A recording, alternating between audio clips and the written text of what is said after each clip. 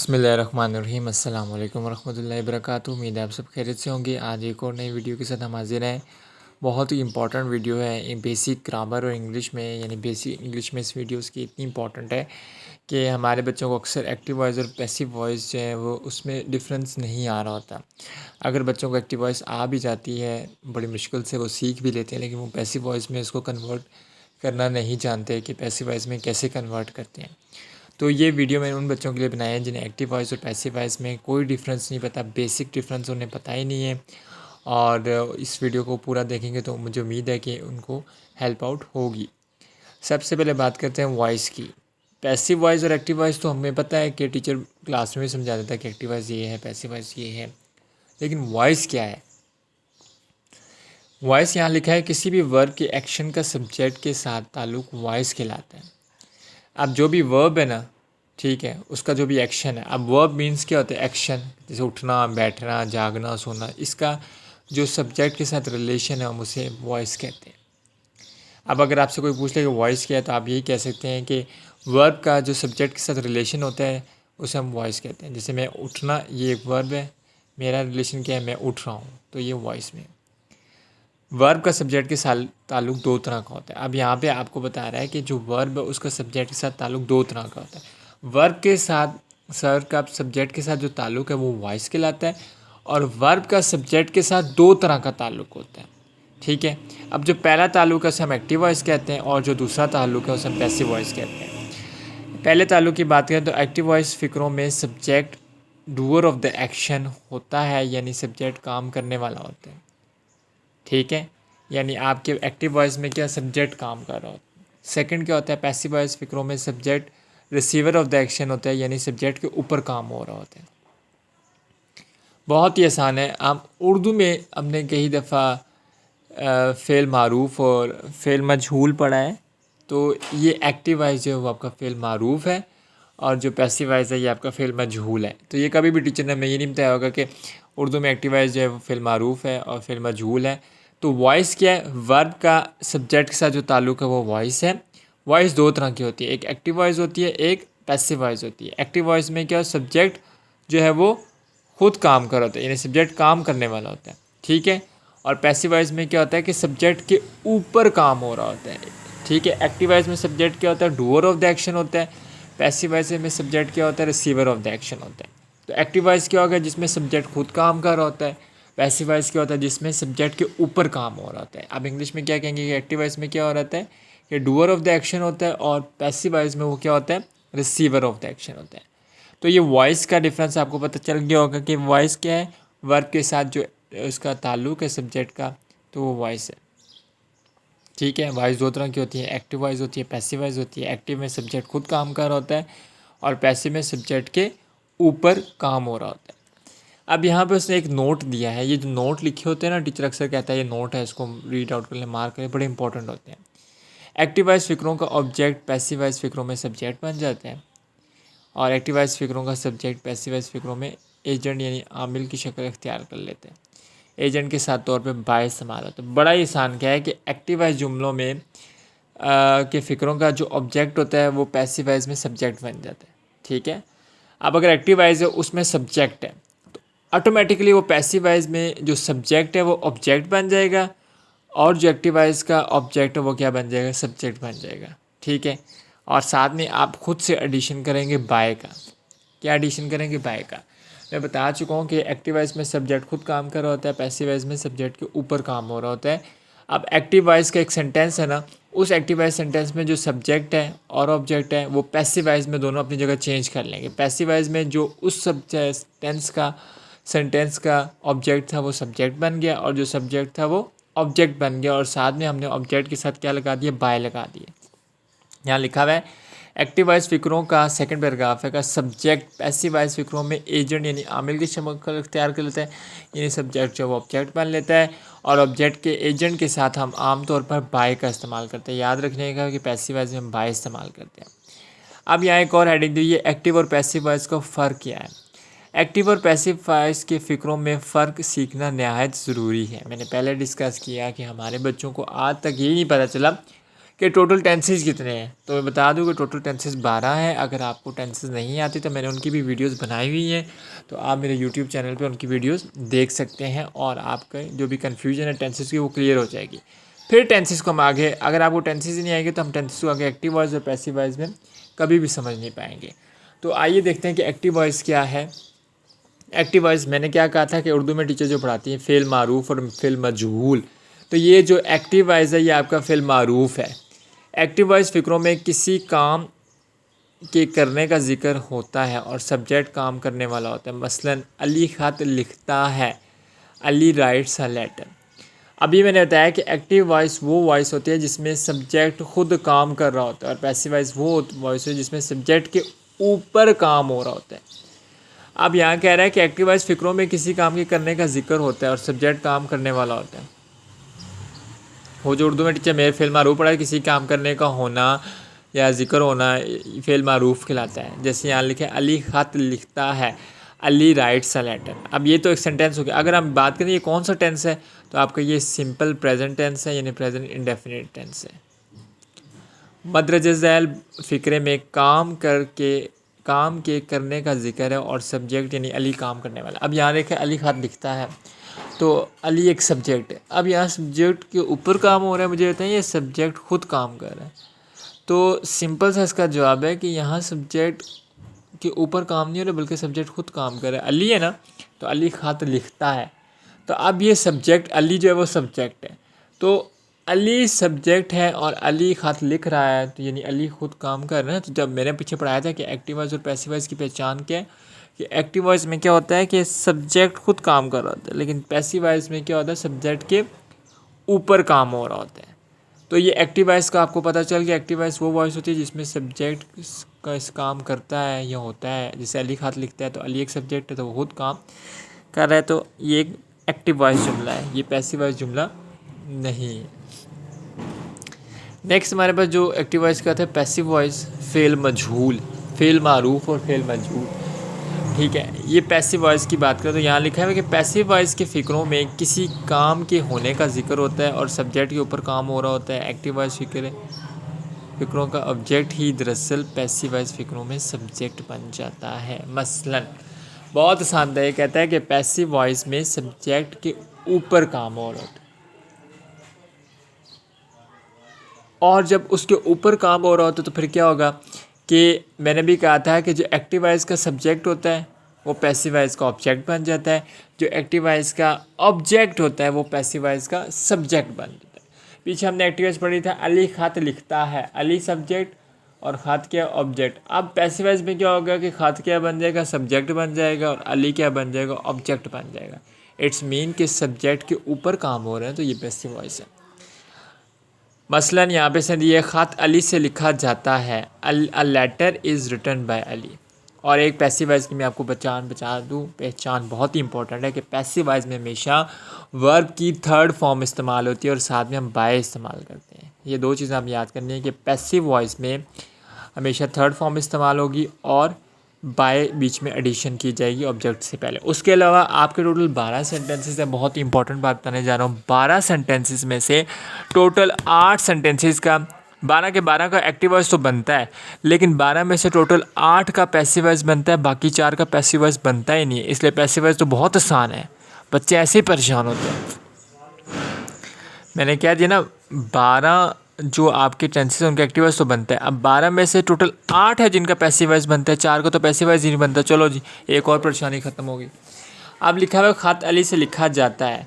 अब यहाँ नीचे एक्सप्लेनेशन बता रहे जो मैं आपको ऑलरेडी पहले बता चुका हूँ कि मदरज झैल बाला फ़िक्रे में काम करने का नहीं बल्कि काम होने का जिक्र है। इस फ़िक्रे में अ लेटर एक सब्जेक्ट है और रिटन एक काम है। अब समझने की बात यह कि मदरज झैल बाला फ़िक्रे में लिखने का काम सब्जेक्ट यानी अ लेटर नहीं कर रहा बल्कि इस पर लिखने का काम हो रहा है। पहले लेटर लिखना नहीं था बल्कि लेटर पे लिखने का काम हो रहा है। तो जब सब्जेक्ट पे लिखने का काम होगा, जब सब्जेक्ट खुद काम करेगा तो एक्टिव वॉइस, जब सब्जेक्ट के ऊपर काम होगा तो वो पैसिव वॉइस हो जाएगा,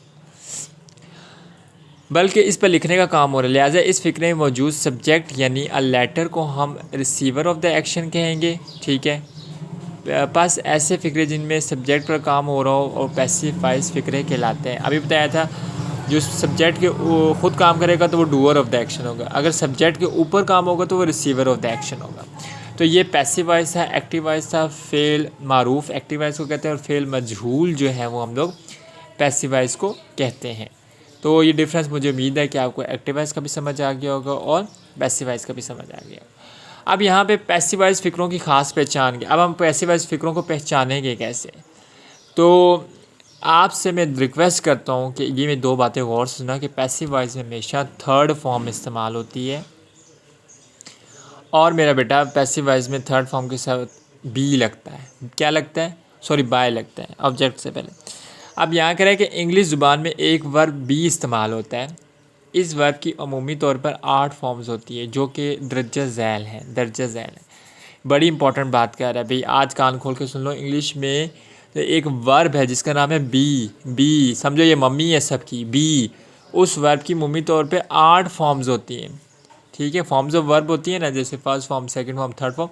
तो इंग्लिश में एक फॉर्म है बी, तो उसकी 8 फॉर्म्स इस्तेमाल होती हैं, 8 फॉर्म्स, ठीक है। कौन कौन सी है? एक तो बी खुद है, इज़, एम, आर, 3 होगी, वॉज, वर 5, 6, और बीन और बीइंग, ठीक है। तो ये आपकी 8 पूरी होगी, 2, 4, 6, 8 आप गिन भी सकते हैं। अगर किसी इंग्लिश फ़िक्रे में बी की मदद से बाला 8 फॉर्म्स में से कोई एक भी फॉर्म मौजूद हो और इसके साथ किसी दूसरे वर्ब की थर्ड फॉर्म यानी पास्ट पार्टिसिपल भी मौजूद हो तो फ़िक्रा लाजमी तौर पर पैसिव वॉइस में होता है। मसलन अब अगर आपको सेंटेंस दे दिया है पैसिव वॉइस टीचर के, तो पहचानो कि ये एक्टिव वॉइस है, पैसिव वॉइस है। पहली पहचान क्या होगी? द मोस्ट इंपॉर्टेंट टीचर, पहली पहचान है कि वर्ब की थर्ड फॉर्म यूज़ होगी, पास्ट पार्टिसिपल इसमें इस्तेमाल होगा। दूसरी पहचान क्या है कि हम टीचर आपने बताया था कि बी की 8 फॉर्म्स होती है। अब देखो उन 8 में फॉर्म में से अगर कोई एक फॉर्म भी लगी हुई है इस सेंटेंस में, तो आपने कह देना है कि ये सेंटेंस जो है ये पैसिव वॉइस है, ये एक्टिव वॉइस नहीं है। तो ये बहुत इंपॉर्टेंट पहचान है। एक तो 8 फॉर्म्स, और दूसरा क्या है हमारे पास कि third form of the verb जिसे हम पास्ट पार्टिसिपल भी कहते हैं। यहाँ आप कुछ एग्जांपल्स दी हुई हैं, एग्जांपल्स करेंगे तो बहुत ही मज़ा आएगा। जैसे फर्स्ट है अ लेटर इज़ रिटन। अब यहाँ देखा बी की कितनी फॉर्म है? बी मम्मी है ना, मम्मी की 8 फॉर्म्स हैं, ठीक है। पहले यहाँ इज़ आ गया, पकड़ा गया, ये पैसिव वॉइस। और दूसरी पहचान क्या पैसिव वॉइस की कि उसमें थर्ड फॉर्म इस्तेमाल होती है, रिटन। नेक्स्ट है फ्लावर्स आर बीइंग प्लक्ड। तो ये बीइंग क्या है? ये भी पैसिव वॉइस है कि बी मम्मी की 8 फॉर्म्स है, ये मम्मी की फॉर्म पकड़ेगी, और साथ में क्या है हमारे plucked third form. He will be killed, ठीक है, वो be killed. They were punished, ये भी पकड़ा गया। द एनिमी हैज़ बीन, अब ये बीन आ गया। Defeated, let the door B opened, be open, तो समझ आ गया। अब मदर ज़ैर बाला तमाम फ़िक्रों में बी की कोई ना कोई फॉर्म मौजूद है। इंग्लिश में वर्ब है बी, उसकी 8 फॉर्म्स है, मैं पीछे बता चुका हूँ, और इसके साथ वर्ब की थर्ड फॉर्म भी इस्तेमाल हुई, लिहाजा ये तमाम फ़िक्र पैसिव वॉइस है। तो बहुत आसान है एक्टिव वॉइस पैसिव वॉइस। दोबारा आपसे रिक्वेस्ट करता हूँ कि काइंडली अगर आपको वीडियो समझ आ रही है तो आप इस वीडियो को अपने दोस्तों के साथ भी शेयर करें। इवन कि आप जिस प्लेटफॉर्म पे सोशल मीडिया इस्तेमाल करें तो मेरी वीडियो को शेयर करें, ताकि जिन लोगों को एक्टिव और पैसिव वॉइस में प्रॉब्लम है तो वो इसको सीख सकें। स्कूल्स में क्या होता है, आधे घंटे का पीरियड होती है, टीचर सिर्फ बी पढ़ाती है, बैल हो जाती है, फिर टीचर कल आके अगले पढ़ाती है, इतनी देर बच्चे को पिछला जो सारा लेसन जो है वो भूला हुआ होता है। फ़िक्रों में 2 ऑब्जेक्ट का इस्तेमाल। तो बाज़ औक़ात किसी एक्टिव वॉइस फ़िक्रे में 2 ऑब्जेक्ट इस्तेमाल होते हैं। यानी अब थोड़ा सा कंडीशनल पे जा रहे हैं, थोड़ा सा हम क्या कर रहे हैं टेंस को, एक तो उसको अगर सेंटेंस पेचीदा आ जाए तो फिर हम क्या करेंगे, तो उसके बारे में हम लोग बात कर रहे हैं। टेंस अगर हमारे पास सम काइंड ऑफ ऑप्शनल इस तरह आ जाए जिसमें 2 सब्जेक्ट्स हों, यानी बाज़ औक़ात के एक्टिव वॉइस के फ़िक्रे में 2 ऑब्जेक्ट हो जाए। अगर 2 ऑब्जेक्ट हैं तो फिर हम क्या करते हैं, तो उसका भी इस बहुत ही आसान तरीका है कि हम उस 2 ऑब्जेक्ट्स में से एक ऑब्जेक्ट को ले लेते हैं और दूसरे ऑब्जेक्ट को एज इट इज़ रख देते हैं। तो पैसिव वॉइस एक्टिव वॉइस मुझे उम्मीद है कि आपको समझ आ गया होगा कि फ़ेल मारूफ क्या है, फ़ेल मजहूल क्या है। डूअर ऑफ द एक्शन जो है वो आपका एक्टिव वॉइस है, रिसीवर ऑफ द एक्शन आपका पैसिव वॉइस है। पैसिव वॉइस में थर्ड फॉर्म इस्तेमाल होती है। पैसिव वॉइस में मम्मी जो बी है एक फॉर्म ऑफ वर्ब है, उसकी 8 फॉर्म में से अगर आपको कोई भी फॉर्म नज़र आए तो आप समझ जाइएगा कि ये पैसिव वॉइस है, ठीक है। उसके अलावा मैं आपको पैसिव वॉइस 8 के 8 सेंटेंसेस के भी करवाऊँगा जल्द करवाऊँगा कि आप इंशाल्लाह कल तक मैं वो पैसिव वॉइस की सीरीज़, क्योंकि एक्टिव वॉइस की तमाम सीरीज़ मैंने स्टार्ट की थी और वो ख़त्म भी हो गई है। अब पैसिव वॉइस की सीरीज़ की बारी है, तो मैं वो इंशाल्लाह आपको जल्द से जल्द पैसिव वॉइस की सीरीज़ करवाऊँगा। जाते जाते एक बात कह दूँ कि अगर आप मेरे चैनल पर नए हैं या फॉर द फर्स्ट टाइम मेरी वीडियो वॉच करें तो उसे लाइक करें और मेरे चैनल को सब्सक्राइब करें और मेरी वीडियो को जितना हो सकता है शेयर से ज़्यादा करें। अब हम बात कर रहे थे कि एक्टिव वॉइस में अगर दो ऑब्जेक्ट आ जाते हैं तो फिर हम क्या करेंगे। एक्टिव वॉइस में अगर दो ऑब्जेक्ट आ जाते हैं तो इनमें से एक ऑब्जेक्ट आमतौर पर शख्सी पर्सनल होता है। ऐसे ऑब्जेक्ट को इनडायरेक्ट ऑब्जेक्ट कहते हैं, जबकि दूसरा ऑब्जेक्ट किसी चीज़ के बारे में बताता है, इसे डायरेक्ट ऑब्जेक्ट कहते हैं। अब अगर एक सेंटेंस है उसमें दो ऑब्जेक्ट आ गए, तो दो ऑब्जेक्ट अगर हमारे पास आ गए तो हम एक तो ऑब्जेक्ट इंसान होगा और एक ऑब्जेक्ट चीज़ होगा। जो इंसान होगा उसे हम इनडायरेक्ट ऑब्जेक्ट कहेंगे और जो चीज़ होगी हम उसे क्या कहेंगे, डायरेक्ट ऑब्जेक्ट कहेंगे। एक्टिव वॉइस फ़िक्रे में इन दोनों ऑब्जेक्ट्स में से आमतौर पर इनडायरेक्ट ऑब्जेक्ट पहले इस्तेमाल होता है, जबकि डायरेक्ट ऑब्जेक्ट इसके बाद आता है। मसलन यानी सिंपल मैंने बता दिया ना कि दो ऑब्जेक्ट होंगे तो एक को छोड़ देंगे, एक को कर लेंगे। अब जो इनडायरेक्ट ऑब्जेक्ट है, जो इंसान है, उसको हम क्या करते हैं कि उसको बाद में इस्तेमाल करते हैं। ठीक है, यहाँ लिखा है ना कि एक्टिव वॉइस फ़िक्रे में इन दोनों ऑब्जेक्ट में से आमतौर पर इनडायरेक्ट ऑब्जेक्ट पहले इस्तेमाल होता है, जबकि डायरेक्ट ऑब्जेक्ट इसके बाद आता है। ठीक है, यानी जो चीज़ें हैं हम उनको बाद में लिखते हैं। जो आपका डायरेक्ट ऑब्जेक्ट है, जो इनडायरेक्ट ऑब्जेक्ट है, जो ह्यूमन बींग्स है, वो पहले आता है। जैसे यहाँ पे से एग्जांपल दिया, he told me a story. ठीक है, I showed him many pictures, she gave Ali a flower. अब ये तीनों जुमले जो हैं वो आपके क्या है, ये एक्टिव वॉइस है, ये पैसिव वॉइस नहीं है। अब इन एक्टिव वॉइस में देखिए दो आपके ऑब्जेक्ट हैं, एक मी, हिम, अली, ये इनडायरेक्ट ऑब्जेक्ट है। आ स्टोरी, मैनी पिक्चर्स और आ फ्लावर ये आपका क्या डायरेक्ट ऑब्जेक्ट है। तो हमने बताया है कि एक्टिव वॉइस को अगर पैसिव में कन्वर्ट करेंगे तो सबसे पहले हम इनडायरेक्ट ऑब्जेक्ट को लिखेंगे और बाद में हम डायरेक्ट ऑब्जेक्ट को लिखेंगे, किसी भी चीज़ को लिखेंगे। यानी जो स्टेटमेंट दिए कि मदरज़ैल बाला फ़िक्रों में मी, हिम और अली तीनों इनडायरेक्ट ऑब्जेक्ट्स हैं, जबकि अ स्टोरी, मैनी पिक्चर्स और फ्लावर तीनों डायरेक्ट ऑब्जेक्ट्स हैं। तो अब अगर एक्टिव वॉइस है जिसमें दो ऑब्जेक्ट्स आ गए हैं, तो अगर ह्यूमन बीइंग है तो वो इनडायरेक्ट ऑब्जेक्ट है, अगर कोई चीज़ है तो वो डायरेक्ट ऑब्जेक्ट है। तो अगर दो ऑब्जेक्ट आ गए तो हम क्या करेंगे, इनडायरेक्ट ऑब्जेक्ट यानी ह्यूमन बीइंग को पहले लिखेंगे और डायरेक्ट ऑब्जेक्ट को बाद में लिखेंगे। अब यहाँ आगे उसको बता रहा है कि इस तरह के किसी दो फ़िक्रे ऑब्जेक्ट्स वाले एक्टिव वॉइस फ़िक्रे को पैसिव वॉइस में तब्दील करते वक्त आमतौर पर दोनों ऑब्जेक्ट में से पहले वाले यानी इनडायरेक्ट ऑब्जेक्ट को पैसिव वॉइस फ़िक्रे के सब्जेक्ट के तौर पर इस्तेमाल किया जाता है। मसलन बदज़ैला फ़िक्रों का पैसिव वॉइस दर्ज झैल तरीके से दरकार हुआ है। बहुत आसान है, मैंने क्या कहा था, दो ऑब्जेक्ट का आ जाए, एक्टिव वॉइस है तो उसको पैसिव वॉइस में कन्वर्ट करने के लिए हम इनडायरेक्ट जो ऑब्जेक्ट है उसको हम क्या कर लेंगे, सब्जेक्ट बना लेंगे। बाकी जो डायरेक्ट तो उसको हम एज इट इज़ वहाँ साइड पे लिख देंगे, बस उसको बाय पार्ट्स कर लेंगे, एज इट इज़ कर लेंगे। जैसे पीछे हमारे पास एक्टिव वॉइसेस दी हुई थी, हमने उनका पैसिव वॉइस बनाना था। I was told a story, तो he was shown many pictures by मी,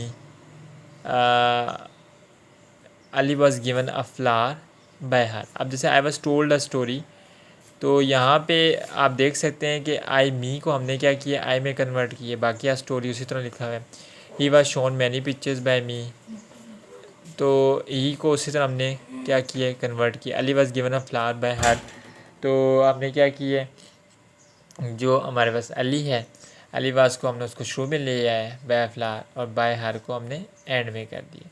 ठीक है, आ फ्लावर को हमने बीच में किया। Ali was given by her a flower, ये भी हो सकते हैं। Ali was given a flower by her, तो ये भी ठीक है। नोट, इनडायरेक्ट ऑब्जेक्ट दरअसल डायरेक्ट ऑब्जेक्ट का वसूली कुंदा यानी रिसीवर होता है। तो जो इनडायरेक्ट ऑब्जेक्ट है वो रिसीवर है किसका, डायरेक्ट ऑब्जेक्ट का। कोई भी चीज़ है तो उसको कौन लेगा, इंसान ही लेगा या कोई और लेगा, इंसान के अलावा तो कोई भी नहीं ले सकता। तो एट दी एंड अगर आप मेरे चैनल पर नए हैं तो